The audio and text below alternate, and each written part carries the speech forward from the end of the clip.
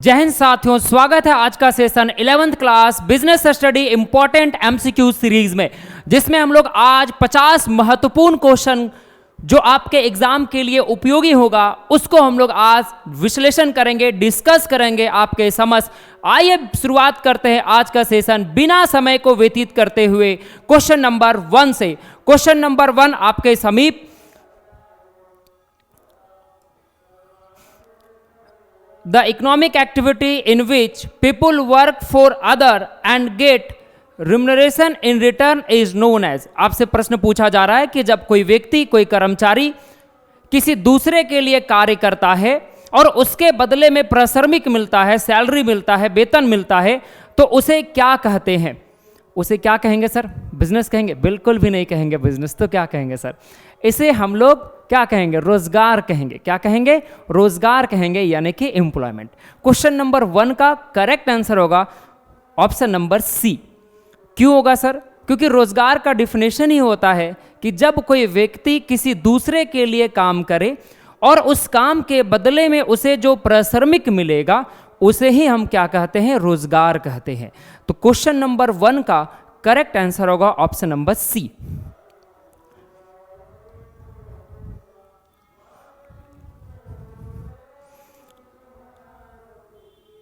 Question number 2 देखेंगे। Question number 2, the essential for getting success in business is. व्यवसाय में सफलता पाने के लिए आवश्यक है। आपसे प्रश्न क्या पूछा जा रहा है? एक बिजनेस को सफल बनाने के लिए क्या कौन कौन सी चीज़ की आवश्यकता है? ऑप्शन नंबर ए कैपिटल, बिल्कुल आवश्यक है sir. Option number B machine, बिल्कुल आवश्यक है। ऑप्शन नंबर सी हॉनेस्टी, ये भी आवश्यक है। Option number D efficient business organisation. Question को प्यार से देखेंगे, बड़ा इंपॉर्टेंट है, ठीक है। क्यों इंपॉर्टेंट है आपको दिखाते, इसमें 2 क्वेश्चन एराइज होगा। अगर इस क्वेश्चन को डी के जगह पे लिखा होता ऑल ऑफ दीज, तो करेक्ट आंसर क्या हो जाता? All of these. पर यहां पर डी के जगह पे ऑप्शन जो है वो है इफिशिएंट बिजनेस ऑर्गेनाइजेशन, कुशल व्यावसायिक संगठन। तो आपको तो पहले याद होना चाहिए बिजनेस को चलाने के लिए पूंजी की भी आवश्यक है, मशीन की भी आवश्यक है, साथ ही साथ ईमानदार भी होना आवश्यक है। ऑप्शन नंबर डी जो है वो इफिशिएंट बिजनेस ऑर्गेनाइजेशन, ये ऑप्शन दिया है, इफिशिएंट बिजनेस ऑर्गेनाइजेशन ये भी आवश्यक है। अब ये चारों विकल्प में से ही किसी एक विकल्प का चयन करना है। तो जब वैसे क्वेश्चन मिले जिसमें चारों विकल्प सही हैं, चारों विकल्प सही हैं, लेकिन उस 4 विकल्प में से आपको किसी एक ही विकल्प का चयन करना है, तो वैसे केस में ध्यान रखेंगे, क्या ध्यान रखेंगे सर? कि जो सबसे अच्छा विकल्प होगा हम उसका चयन करेंगे। तो इस 4 ऑप्शन में से सबसे अच्छा विकल्प जो है वो है हमारा ऑप्शन नंबर डी, यानी एक बिजनेस को सक्सेस करने के लिए, एक व्यवसाय को सफलतापूर्वक प्रॉफिट, ग्रोथ, सर्वाइवल की स्थिति में लाने के लिए क्या आवश्यक है सर? तो आवश्यक है इफिशिएंट बिजनेस ऑर्गेनाइजेशन, यानी कुशल व्यावसायिक संगठन। ऑप्शन नंबर डी जो है वो हमारा क्या होगा? करेक्ट आंसर होगा। क्वेश्चन नंबर 3 देखेंगे। Question number 3, which of the broad category of industry covers oil refinery and sugar mill. आपसे पूछा जा रहा है कि जो चीनी मिल है और साथ ही साथ तेल के जो मिल हैं उनको किस प्रकार का जो है वो उद्योग के श्रेणी में रखेंगे?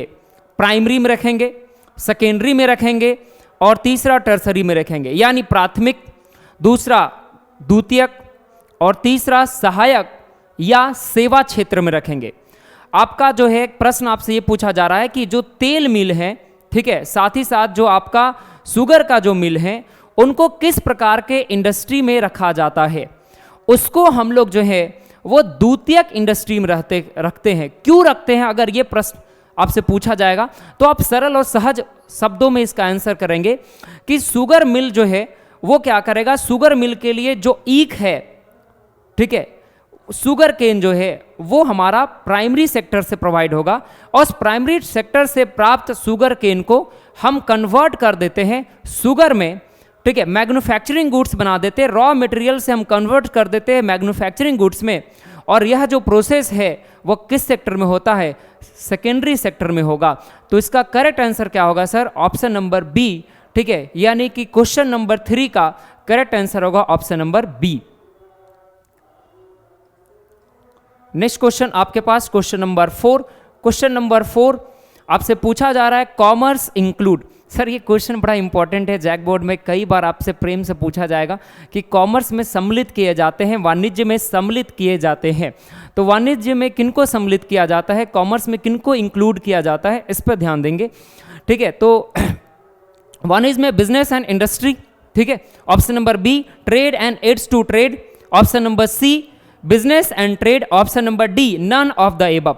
तो कॉमर्स में जो सम्मिलित किए जाते हैं सर वो trade and aids to trade या ऑक्सिलरी टू ट्रेड, यानी हम कह सकते हैं कि कॉमर्स में जो है, ठीक है, कॉमर्स में वाणिज्य में किनको शामिल किया जाता है, ट्रेड को शामिल किया जाता है, साथ ही साथ हम किन्हें शामिल करते हैं, यानी एड्स टू ट्रेड यानी व्यापार की सहायक क्रियाओं को सम्मिलित करते हैं। तो आप देख सकते हैं trade and aids to trade कौन सा ऑप्शन में दिख रहा है, आप बोलेंगे सर ऑप्शन नंबर बी में दिख रहा है, यानी क्वेश्चन नंबर 4 का करेक्ट आंसर क्या होगा सर, क्वेश्चन नंबर 4 का करेक्ट आंसर होगा option number B.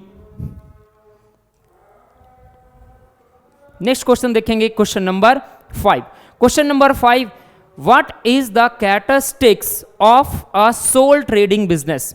Soul trading business का निम्न में से कौन सा कैरेक्टरिस्टिक्स है, कौन सी विशेषता है, किसका, मेरा नहीं सर, सोल ट्रेड बिजनेस का, ठीक है। Option number A sole management, हाँ ये विशेषता लग रहा है। Option number B limited liability, ठीक है। Option number C separate existence from business, option number D hard to start and dissolve, नहीं सर, प्रारंभ एवं अंत में कठिनाई, ऐसा नहीं है सर। सोल ट्रेड बिजनेस में शुरुआत करना, बिजनेस को प्रारंभ करना, साथ ही साथ एंड करना, ये दोनों ही प्रक्रिया बहुत ही सरल, बहुत ही सहज और बहुत ही सुलभ है, ठीक है। यानी ऑप्शन नंबर डी तो हमारा बिल्कुल भी क्या है सर, गलत है, ठीक है। ऑप्शन नंबर डी के साथ जाना ही नहीं है।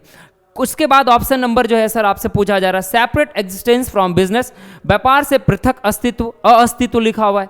Option number B limited liability, ठीक है। आप कमेंट बॉक्स में बताएंगे, क्या बताएंगे सर, आप कमेंट बॉक्स में बताएंगे कि सोल प्रोप्राइटरशिप का लायबिलिटी क्या होता है, क्या बताएंगे सर, एक क्वेश्चन हो जाएगा आपका, सोल प्रोप्राइटरशिप का लायबिलिटी कैसा होता है, लिमिटेड या अनलिमिटेड। इसी में से आपको कमेंट बॉक्स में बताना है, या लिमिटेड होगा या अनलिमिटेड होगा, ठीक है। लेकिन इस प्रश्न के डिमांड को देखते हैं, आपसे पूछा जा रहा है what is the characteristics of sole trading business, sole trading business का क्या कैरेक्टरिस्टिक्स है। तो हम बताएंगे सोल ट्रेडिंग बिजनेस का जो कैरेक्टरिस्टिक्स है वो सोल मैनेजमेंट, वो अकेला व्यक्ति जो है वो क्या करेगा सर, प्रबंध का काम करेगा, यानी करेक्ट आंसर होगा option number A.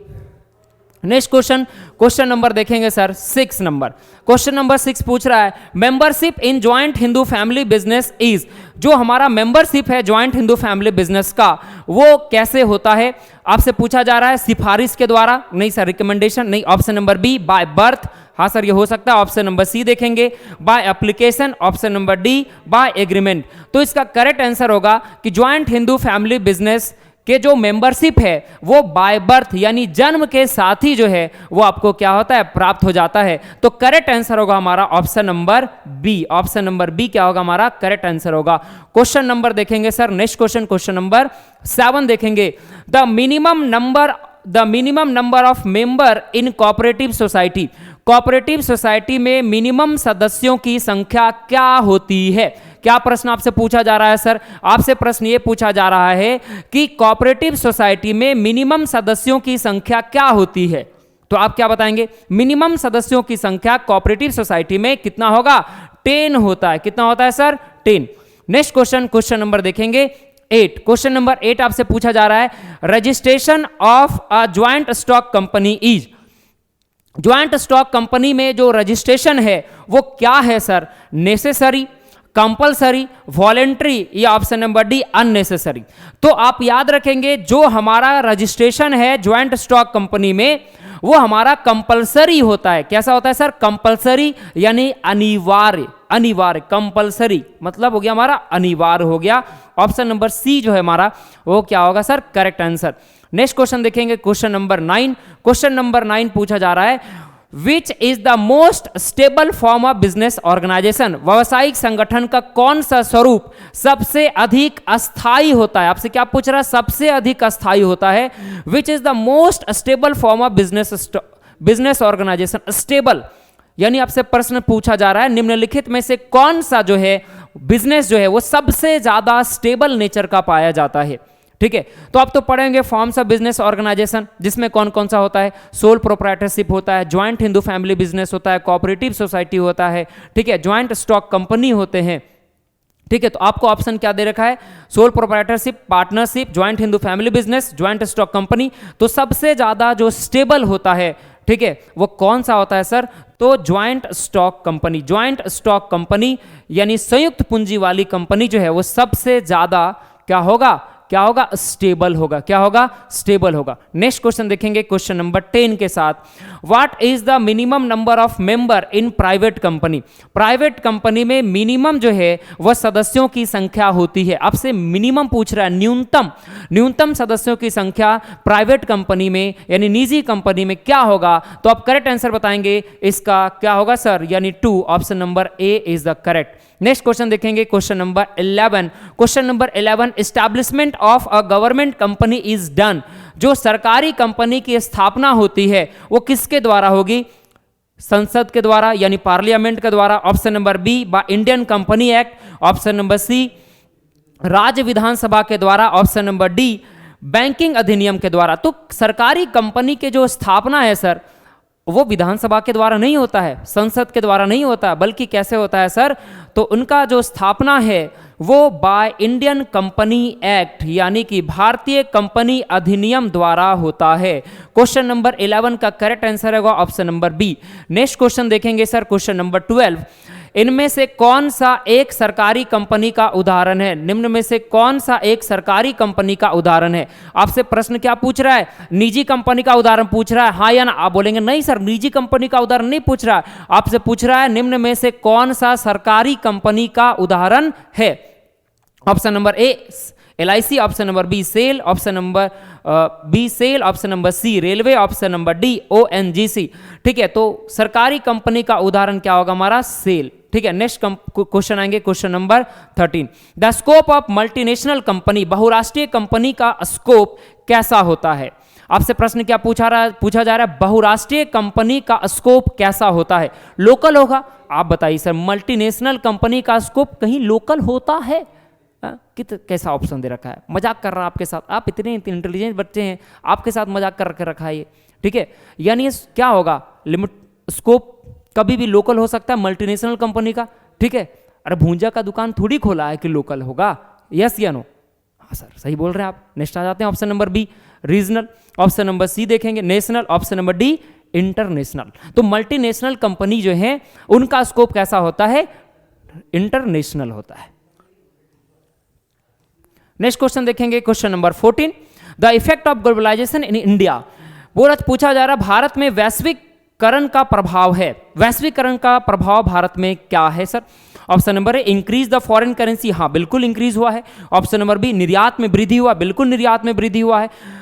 Increase in growth rate, हाँ ग्रोथ रेट में भी क्या हुआ हमारा हुआ है। तो ऑप्शन नंबर तीनों जो है, उपरोक्त तीनों ऑप्शन जो है हमारा वो करेक्ट है। यानी कि ग्लोबलाइजेशन के आने से भारत में क्या क्या बढ़ोतरी हुआ सर? हमारा एक्सपोर्ट भी बढ़ा, हमारा ग्रोथ रेट भी बढ़ा, साथ ही साथ हमारा फॉरेन करेंसी भी बढ़ा। यानी उपरोक्त तीनों ऑप्शन जो है सर वो क्या है? करेक्ट हैं। इसीलिए करेक्ट आंसर क्या होगा? Option number D. Next question देखेंगे क्वेश्चन नंबर 15।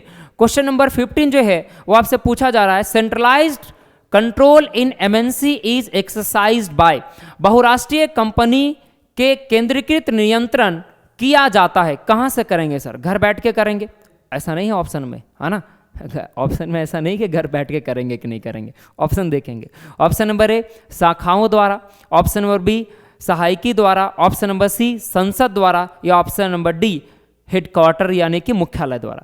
तो जो हमारे MNC कंपनी है, MNC मतलब मल्टीनेशनल कंपनी, तो जो भी मल्टीनेशनल कंपनी है उनका जो कंट्रोल है, उनका जो नियंत्रण है, ठीक है, वो कहां से करते हैं सर? हेडक्वार्टर से करते हैं, यानी मुख्यालय से करते हैं।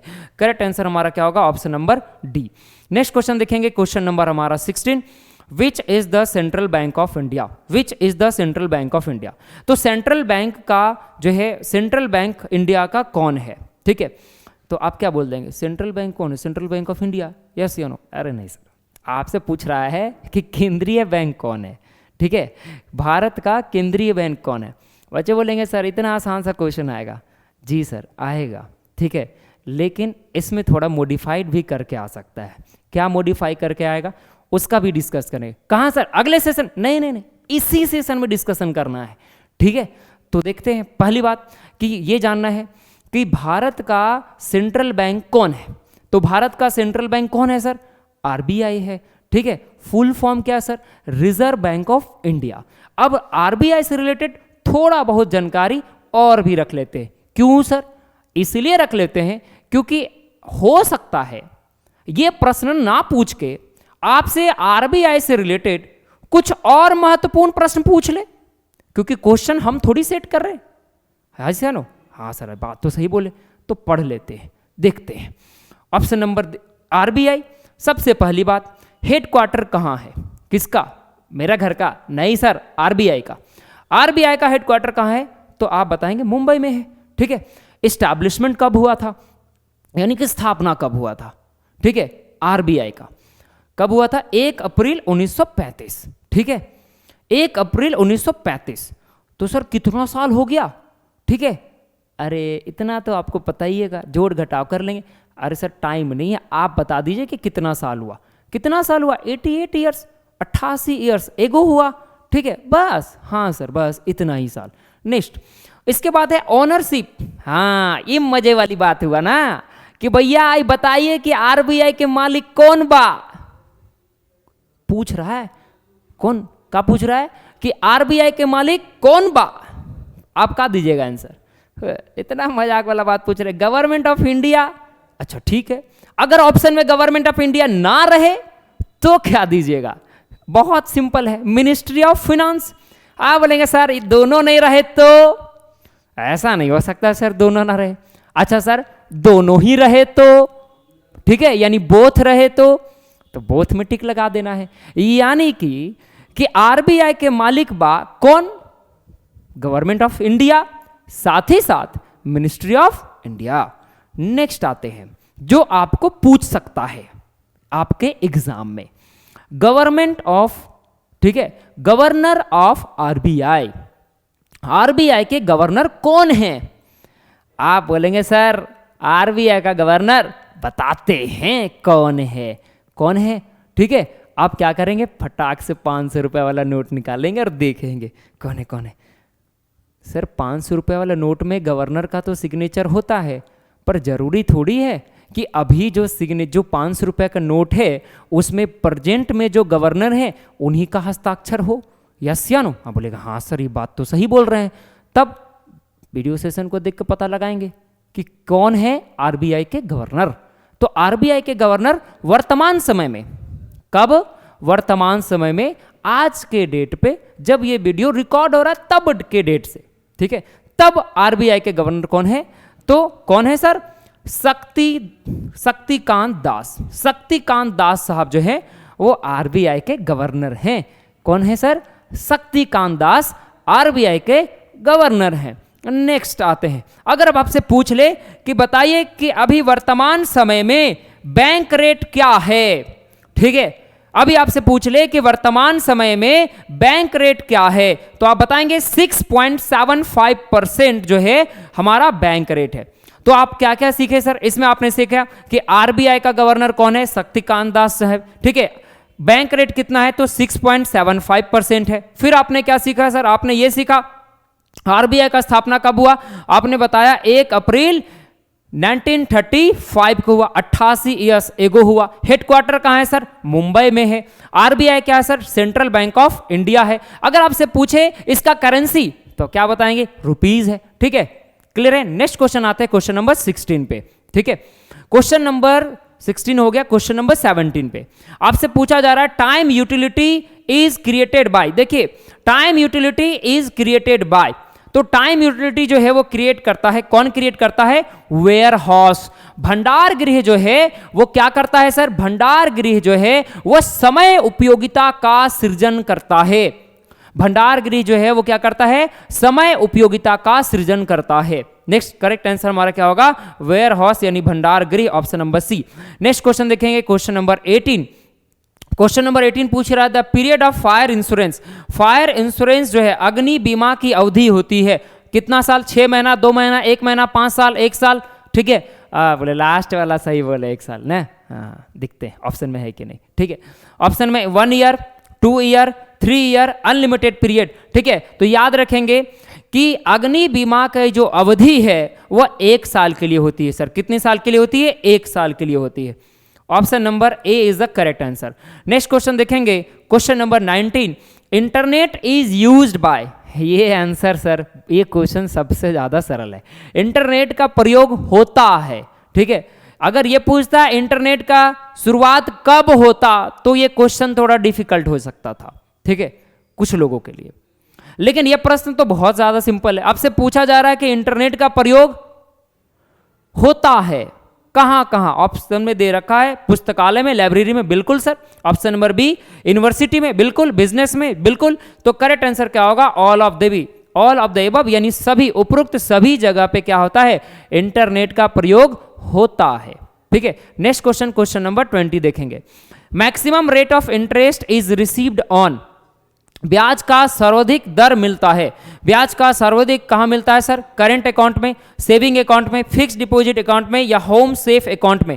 तो मैक्सिमम रेट जो है हमारे, जो सबसे ज्यादा जो ब्याज है, सबसे ज्यादा जो है हमें ब्याज जो है वो इंटरेस्ट है वो किस में मिलेगा सर? तो फिक्स डिपॉजिट अकाउंट में। फिक्स डिपॉजिट अकाउंट में हमें सबसे ज्यादा क्या मिलता है? ब्याज मिलता है। तो 20 का करेक्ट आंसर क्या हो जाएगा? 20 का करेक्ट आंसर होगा हमारा option number C. Next question देखेंगे, question number 21। E commerce has made the scope of business. आपसे पूछा जा रहा है e commerce has made the scope of business. E commerce जो है उसका स्कोप कैसा है सर? ठीक है, लोकल है, नेशनल है, रीजनल है, इंटरनेशनल है। ई कॉमर्स का स्कोप कैसा होगा सर? इंटरनेशनल, यानी कि अंतरराष्ट्रीय। Correct answer option number D. Next question देखेंगे, question number 22। E commerce means, e commerce means क्या होगा सर? तो इलेक्ट्रॉनिक कॉमर्स। क्या होगा? Electronic commerce.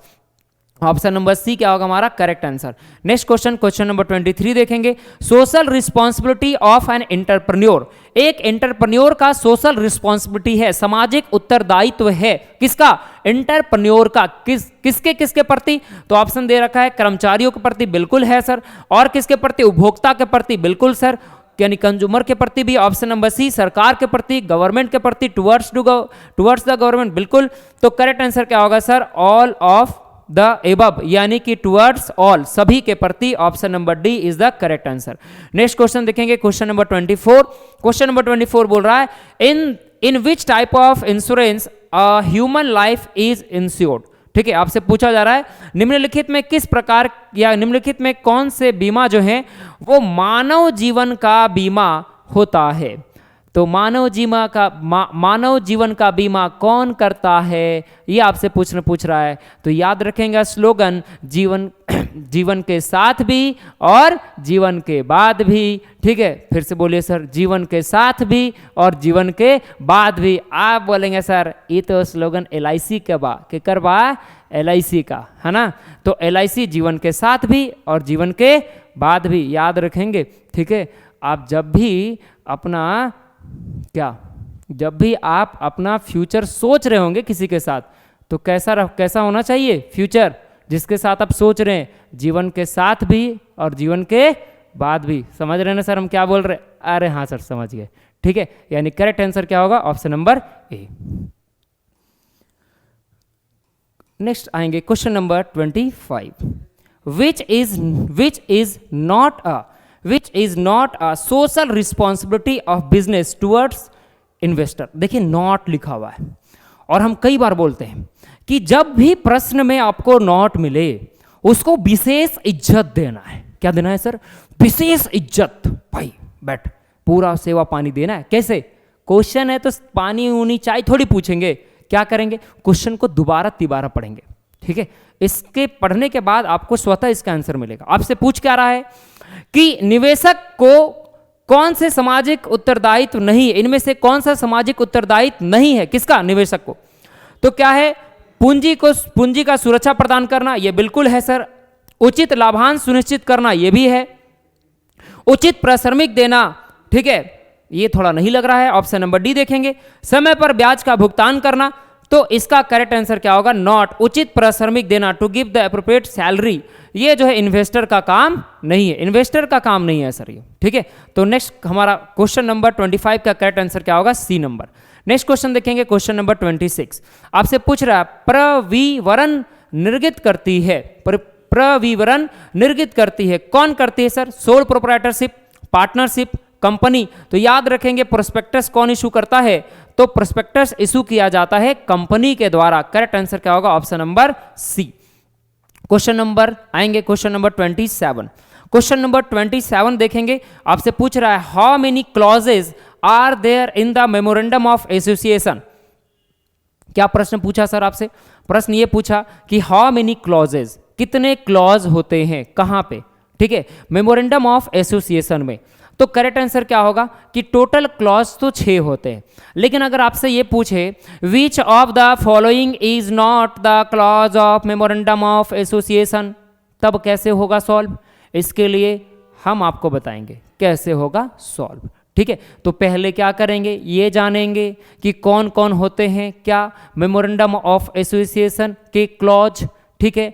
पहला क्लॉज कौन होता है सर, पहला क्लॉज है नेम क्लॉज, दूसरा क्या है सर डोमिसाइल क्लॉज, तीसरा क्या है सर हमारा ऑब्जेक्ट क्लॉज, चौथा लायबिलिटी क्लॉज, पांचवा कैपिटल क्लॉज, और जो हमारा 6 नंबर है सब्सक्रिप्शन क्लॉज, ठीक है।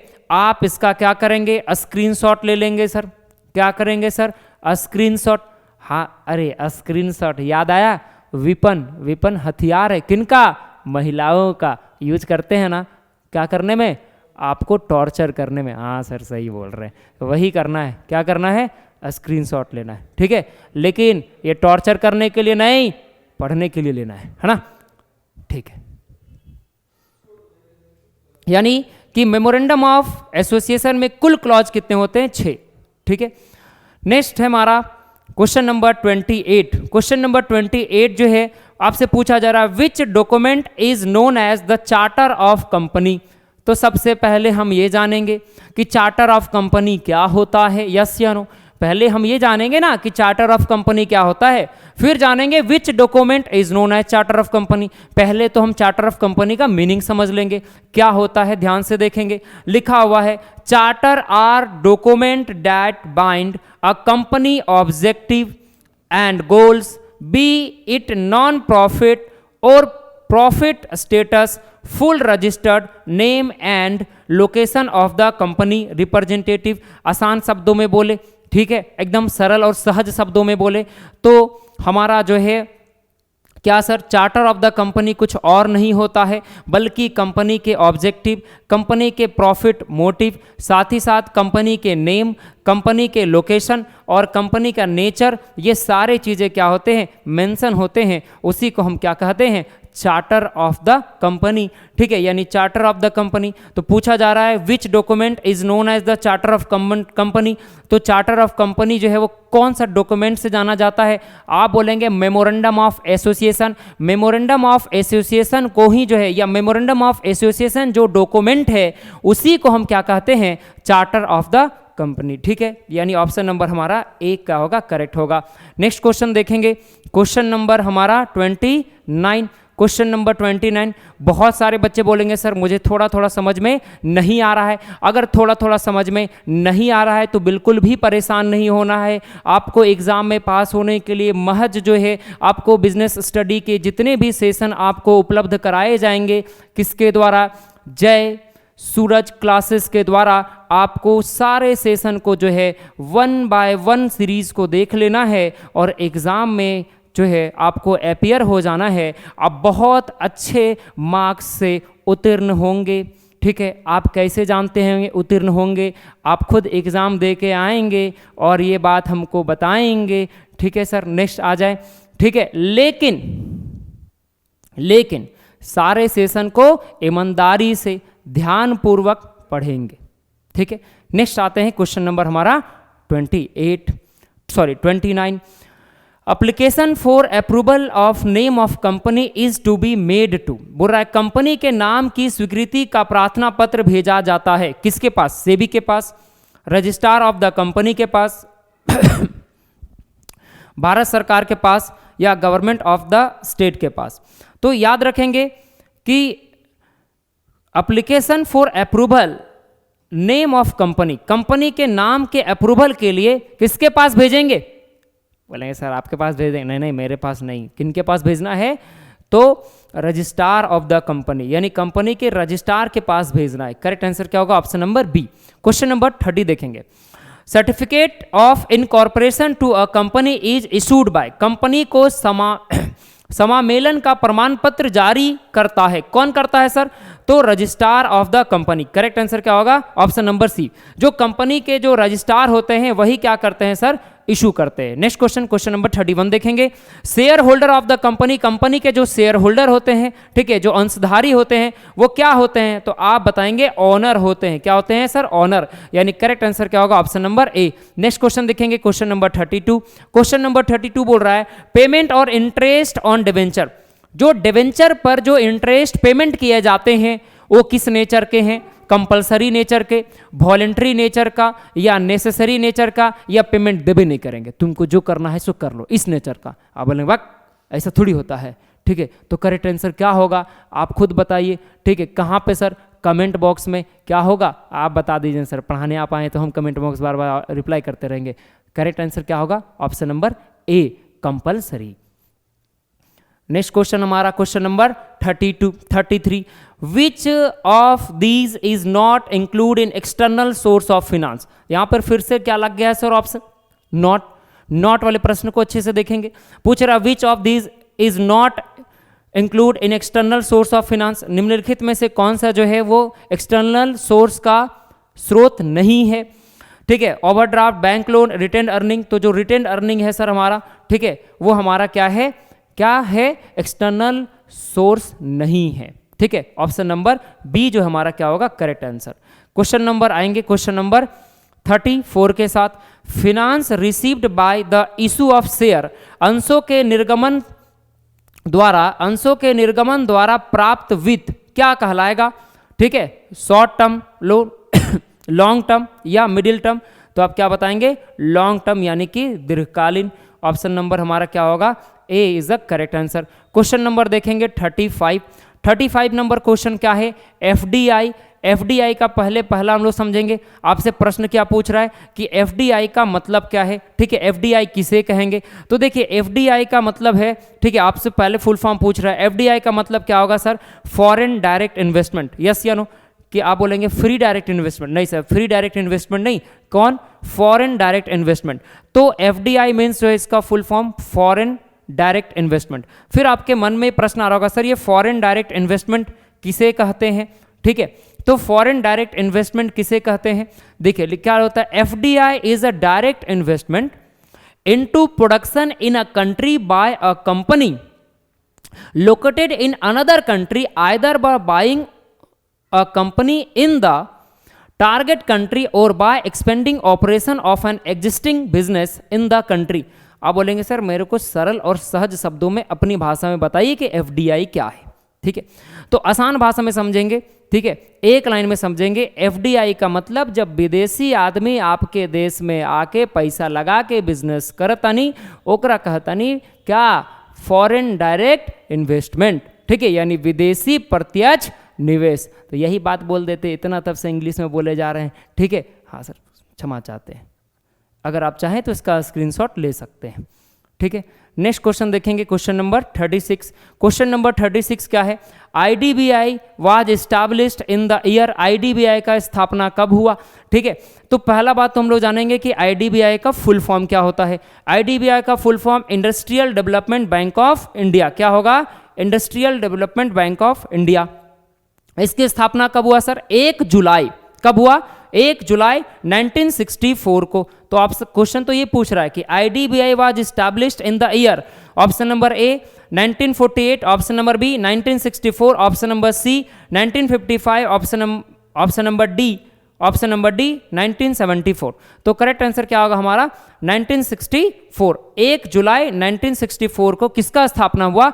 आईडीबीआई। आईडीबीआई का फुल फॉर्म क्या होगा sir? Industrial development bank of India. याद रखेंगे इसलिए क्योंकि कई बार आपसे आईडीबीआई का फुल फॉर्म पूछ सकता है। नेक्स्ट है आईडीबीआई के जो है वो फाउंडर कौन है, ठीक है, यानी कि स्थापना करने वाले कौन है, ठीक है, तो आप बताएंगे कौन? गवर्नमेंट ऑफ इंडिया जो है, ठीक है, गवर्नमेंट ऑफ इंडिया जो है वो आईडीबीआई का स्थापना किया। लेकिन कौन सा एक्ट के तहत किया? तो आईडीबीआई एक्ट 1964। आईडीबीआई एक्ट 1964 के तहत जो है वो स्थापना किया गया। किसका सर स्थापना किया गया? आईडीबीआई बैंक को। आईडीबीआई बैंक का full form industrial development bank of India, ठीक है। इसके अगर पूछा जाएगा ये कहां पर लोकेटेड है सर, क्या इसका हेडक्वार्टर कहां है, ठीक है, तो इसका जो हेडक्वार्टर है वो कहां पे है सर? मुंबई में। कहां पे है सर? मुंबई में, ठीक है। इसका चेयरमैन कौन है? किसके? आईडीबीआई के। आईडीबीआई के चेयरमैन कौन है, ठीक है, तो इसके चेयरमैन है एमआर कुमार। क्या है? एमआर कुमार जो है वो इसके चेयरमैन है। किसके? आईडीबीआई के, ठीक है, चेयरमैन। नेक्स्ट है आपसे पूछा जा रहा है कि इसके एमडी और सीईओ कौन है, ये बताइए, है ना। एमडी और सीईओ कौन है ये बताएं, ठीक है। तो सीईओ और एमडी जो है वो आईडीबीआई के कौन है सर? तो आप बताएंगे राकेश शर्मा जी, समझ रहे ना? कौन? शर्मा जी। उसमें भी कौन? राकेश शर्मा जी, है ना। राकेश शर्मा जी जो हैं वो क्या है? एमडी हैं, सीईओ हैं। कहाँ के? तो आईडीबीआई बैंक के, ठीक है, क्लियर है। इनको कहा जाता है, किनको कहा जाता है? एमआर कुमार को और राकेश शर्मा कुमार को, यानी राकेश शर्मा जी को, ठीक है, यानी चेयरमैन और एमडी सीईओ को, इनको की पीपुल कहा जाता है, ठीक है। आप चाहें तो इसका स्क्रीनशॉट ले सकते हैं, ठीक है। नेक्स्ट क्वेश्चन देखेंगे, क्वेश्चन नंबर 37। क्वेश्चन नंबर 37 आपसे पूछा जा रहा है advantage of a small scale industry. Small scale industry के क्या एडवांटेज है, ठीक है। लघु उद्योग से लाभ, लघु उद्योग से क्या लाभ है? तो लघु उद्योग से लाभ है डिक्रीज इन अनएम्प्लॉयमेंट। हाँ, बिल्कुल लाभ है सर, ठीक है। क्या लाभ है? बेरोजगारी में कमी, ऐसा बिल्कुल होता है। नेक्स्ट, डिक्रीज इन इंपोर्ट, आयात में कमी, बिल्कुल ऐसा होता है। Next sir, equal distribution of income, आय का समान वितरण, हाँ ऐसा भी संभव है। तो उपरोक्त तीनों जो ऑप्शन हैं वो क्या है सर? अच्छे हैं। किसके लिए? इस क्वेश्चन के लिए। यानी स्मॉल स्केल इंडस्ट्री का जो है ये तीनों ऑप्शन करेक्ट हैं। तो ऑप्शन नंबर डी क्या होगा? सही होगा, ऑल ऑफ दीज, ठीक है। नेक्स्ट क्वेश्चन आएंगे, क्वेश्चन नंबर 38। क्वेश्चन नंबर 38 को बिल्कुल ध्यान से सुनेंगे। क्या सर? क्वेश्चन नंबर 38 को बिल्कुल ध्यान से सुनेंगे क्योंकि मैक्सिमम क्वेश्चन जो है इसमें गलत करके आएंगे। क्यों गलत करके आएंगे ये हम आपको बताएंगे अभी। देखिए क्वेश्चन नंबर 38 क्या है? Maximum investment limit for small enterprises in manufacturing sector, ठीक है। तो दो सेक्टर होते हैं, एक है मैन्युफैक्चरिंग सेक्टर और दूसरा कौन सा है सर? Service sector. तो मैन्युफैक्चरिंग सेक्टर में स्मॉल स्केल इंडस्ट्री का क्या जो इन्वेस्टमेंट का लिमिट है ये आपसे पूछा जा रहा है, कि आपसे पूछा जा रहा है स्मॉल स्केल इंडस्ट्री जो है उसका क्या लिमिट है इन्वेस्टमेंट का मैन्युफैक्चरिंग सेक्टर में। तो याद रखेंगे पुराना डेटा जो है वो कुछ और है और नया डेटा कुछ और है। तो हम नया डेटा के साथ आंसर को टिक आउट करेंगे, ठीक है, क्योंकि पुराना डेटा के साथ अगर आप जाते हैं तो आपका आंसर संभवतः गलत हो जाएगा, ठीक है, क्योंकि डेटा चेंज हो गया। डेटा जो भी चेंज हुआ है वो आपके समक्ष प्रस्तुत है, ठीक है। आप इसका स्क्रीनशॉट पहले ले ले, फिर हम लोग समझेंगे।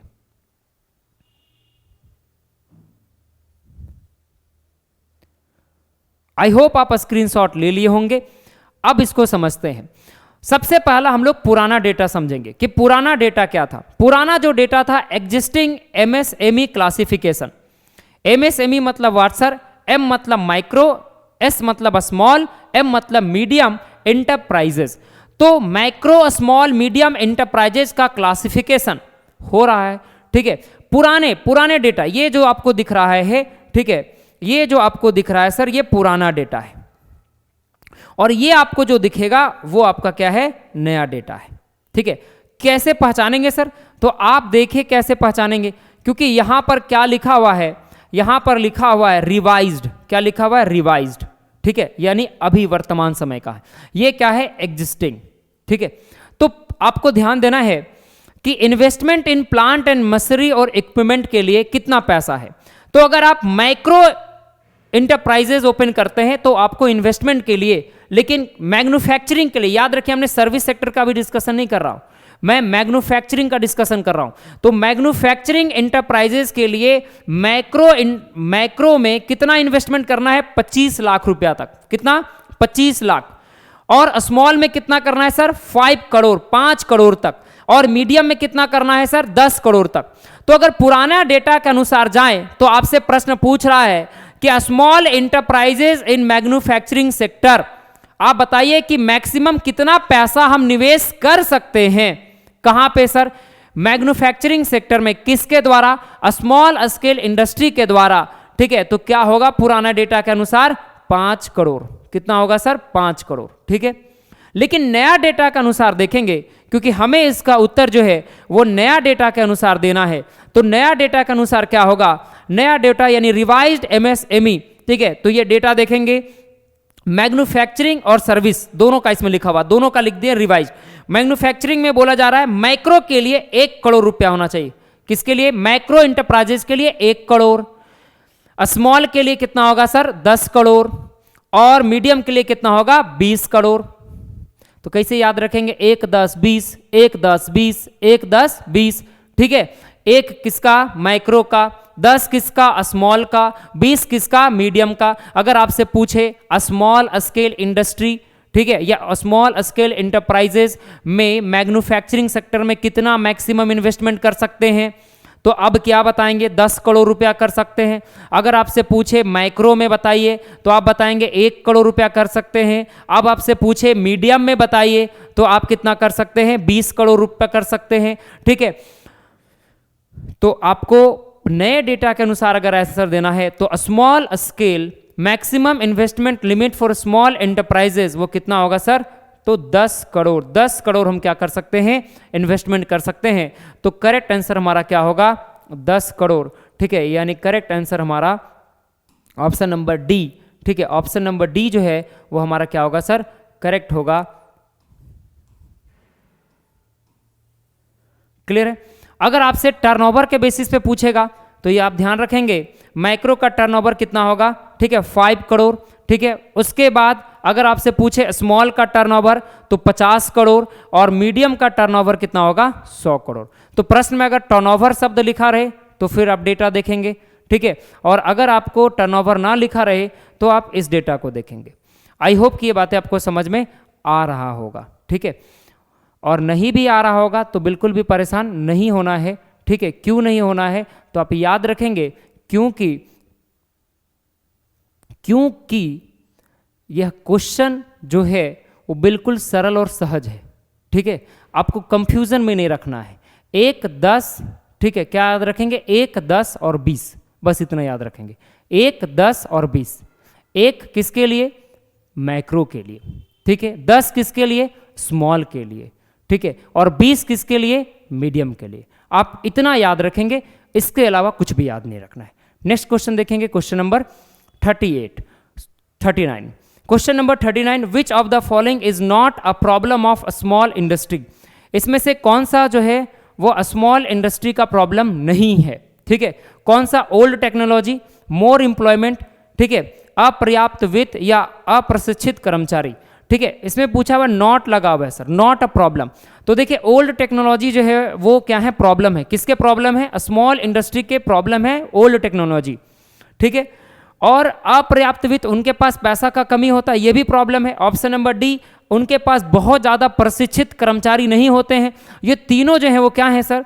वो प्रॉब्लम है। तो प्रॉब्लम कौन नहीं है? आपसे ये प्रश्न पूछ रहा है। तो अधिक रोजगार, मोर एम्प्लॉयमेंट देना जो है सर वो क्या है? वो स्मॉल इंडस्ट्री का प्रॉब्लम नहीं है बल्कि स्मॉल इंडस्ट्री का फीचर्स है। तो करेक्ट आंसर क्या होगा? Option number B. नेक्स्ट आएंगे sir question number 39। Question number 40। Question number 40, government support to small industry is provided through. Government क्या करता है सर? वो स्मॉल इंडस्ट्री को क्या करता है, सपोर्ट करता है। कैसे करता है, सब्सिडी देके, बिल्कुल, अनुदान देके, बिल्कुल सर, प्रोत्साहन द्वारा, इंसेंटिव देके, हाँ। तो उपरोक्त तीनों माध्यम से गवर्नमेंट क्या करता है, स्मॉल स्केल इंडस्ट्री को क्या करता है सर, वो क्या करता है, सहायता प्रदान करता है। करेक्ट आंसर क्या होगा, ऑप्शन नंबर डी। हमारा ऑप्शन नंबर डी क्या होगा करेक्ट आंसर। नेक्स्ट क्वेश्चन देखेंगे, क्वेश्चन नंबर 41। आपसे पूछा जा रहा, उत्पादों को वित्तीय सहायता प्रदान करता है, उत्पादकों को वित्तीय सहायता प्रदान करता है कौन, कस्टमर, रिटेलर, होलसेलर और गवर्नमेंट। ठीक है, उत्पादकों को लिखा है, प्रोड्यूसर को, तो प्रोड्यूसर को जो है वो वित्तीय सहायता कौन प्रदान करेगा, कस्टमर, कस्टमर नहीं करता है सर। कौन, रिटेलर, रिटेलर भी नहीं करता, गवर्नमेंट, गवर्नमेंट भी नहीं करता। जो होलसेलर हैं यानी जो थोक व्यापारी हैं वो सहायता प्रदान करते हैं, किसको सहायता प्रदान करते हैं सर, तो प्रोड्यूसर को यानी मैन्युफैक्चरर को, निर्माता को। ठीक है, ऑप्शन नंबर क्या होगा, सी नंबर करेक्ट आंसर होगा। क्वेश्चन नंबर 42 देखेंगे, wholesaler deals in quantity of goods, wholesaler जो है वो क्वांटिटी ऑफ गुड्स को डील करता है, कम मात्रा में, अधिक मात्रा में। ठीक है, तो ऑप्शन नंबर ए बोल रहा है स्मॉल, ऑप्शन नंबर बी बोल रहा है limited, option number C large, option number D medium. हमने आपको बताया होलसेलर जो है वो लार्ज, मीडियम, लार्ज क्वांटिटी में क्या करता है, डील करता है। ऑप्शन नंबर सी क्या होगा करेक्ट आंसर। नेक्स्ट क्वेश्चन देखेंगे, क्वेश्चन नंबर 43।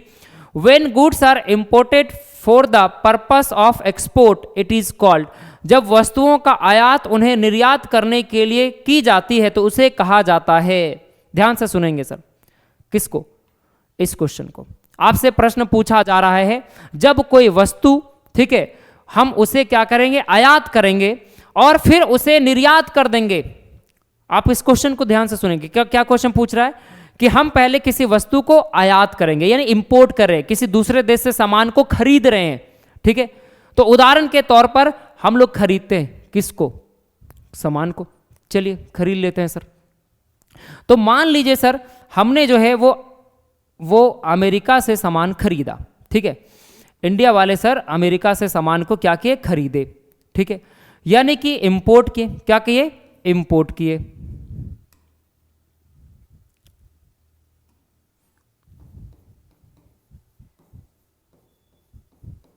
ठीक है, इंपोर्ट करने के बाद इंडिया वाले फिर उसी सामान को किसको बेच दिए, अमेरिका से सामान खरीदे इंडिया वाले। ठीक है, उसे क्या कहेंगे, इंपोर्ट कहेंगे। फिर इंडिया वाले जो व्यापारी हैं वो सामान को बेच दिए, किसको बेच दे, आप बोलेंगे सर पाकिस्तान को बेचते हैं ना। ठीक है, ज़्यादा अच्छा लगता है, हाँ समझ रहे हैं। ठीक है, तो पाकिस्तानी को ही बेचते हैं। ठीक है, तो क्या किया, पाकिस्तान को बेच दिए। ठीक है, क्लियर है। इंडिया जो है वो सामान खरीदा, ठीक है, किससे, इंडिया सामान खरीदा अमेरिका से, तो खरीद रहा है इंपोर्ट। फिर उसी सामान को वह यूज नहीं किया बल्कि उसी सामान को बेच दिया, किसको बेचा, पाकिस्तान को। तो यह क्या कहलाएगा सर, यह कहलाएगा हमारा एक्सपोर्ट। क्या कहलाएगा, एक्सपोर्ट कहलाएगा। तो जब कोई सामान आप खरीदे और उसी खरीदा हुआ सामान को दोबारा बेच दिए, ठीक है, यानी अमेरिका से इंडिया सामान खरीदा और उसी सामान को इंडिया पाकिस्तान को बेच दिया, तो ऐसी प्रोसेस को, ऐसी प्रक्रिया को हम क्या कहते हैं, इंटरपोर्ट कहते हैं, यानी पुनः निर्यात कहते हैं। क्या कहते हैं, पुनः निर्यात कहते हैं। ठीक है, तो करेक्ट आंसर क्या होगा हमारा, option number C. Option number C जो है हमारा वो क्या होगा sir, correct answer. Next question देखेंगे, क्वेश्चन नंबर हमारा 44। Question number 44, on multiple shop goods are sold on, बहुसंख्यक दुकानें पर वस्तुएं बेची जाती है, किसमें बेची जाएगी, ओनली कैश पे। ठीक है, किस पे, ओनली कैश पे, करेक्ट आंसर होगा। क्वेश्चन नंबर 45 देखेंगे, होलसेलर सेल्स गुड्स, होलसेलर जो है वो गुड्स को सेल करता है। होलसेलर किसको सेल करेगा, तो हम आपको बता दे रहे, इसका प्रोसेस देख लिए। सबसे पहले जो है वो मैन्युफैक्चरर जो है वो सामान किसको बेचता है, एजेंट को। एजेंट सामान किसको बेचता है, होलसेलर को।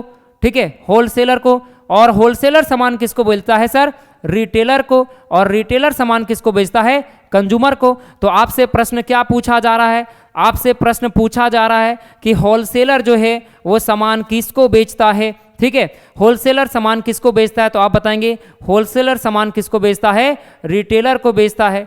तो करेक्ट आंसर क्या होगा सर, करेक्ट आंसर हमारा ऑप्शन नंबर बी यानी फुटकर व्यापारी।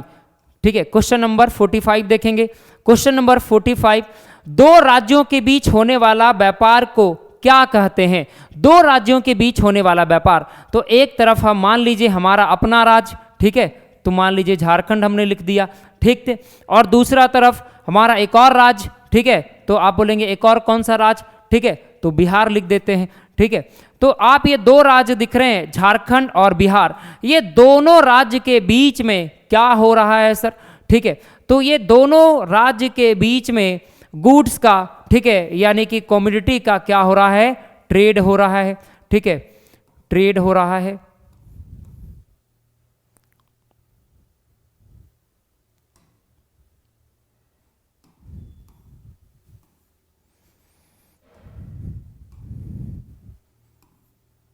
ये दोनों राज्य झारखंड और बिहार के बीच गुड्स का ट्रेड हो रहा है।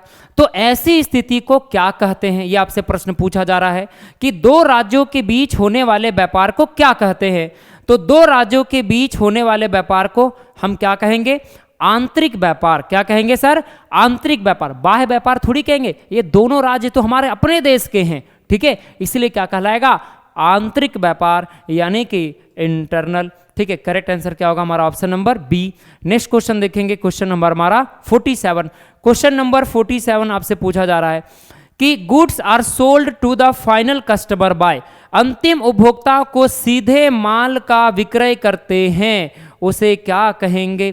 ठीक है, यानी goods are sold to the final customer by, final customer को कौन गुड्स जो है वो सीधे बेचता है? Manufacturer, retailer, wholesaler, none of they. ठीक है, तो इसका करेक्ट आंसर क्या होगा? रिटेलर। रिटेलर जो है वो क्या करता है? रिटेलर जो है वो गुड्स को, यानी फाइनल गुड्स को, अंतिम वस्तु। आप बोलेंगे सर ये फाइनल गुड्स क्या होता है? फाइनल गुड्स उसे कहते हैं जब कोई कंज्यूमर उसको यूज करके सेटिस्फाइड हो जाता है, ठीक है, उसमें यूटिलिटी यानी कि पावर ऑफ सेटिस्फैक्शन मैक्सिमम होता है, उसे हम फाइनल गुड्स कहते हैं। उसके बाद उस वस्तु का कोई शेप नहीं दिया जा सकता है, ठीक है, उसे हम अंतिम वस्तु कहते हैं। तो अंतिम वस्तु किसको बेचा जाएगा? तो अंतिम वस्तु जो है वो उपभोक्ता को बेचा जाएगा। किसके द्वारा बेचा जाएगा? तो रिटेलर के द्वारा। तो करेक्ट आंसर क्या होगा? Option number B. Next question, question number हमारा 48 आपसे पूछा जाए, foreign trade creates among two country, विदेशी व्यापार दो देशों के बीच उत्पन्न करता है। क्या उत्पन्न करता? मतभेद?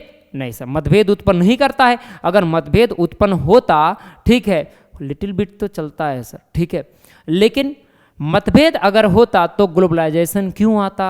यस या नो? ठीक है, हाँ, तो क्या कॉपरेशन, क्या घृणा, क्या प्रतिस्पर्धा? ठीक है, तो आप याद रखेंगे पॉजिटिव इसका आंसर क्या होगा?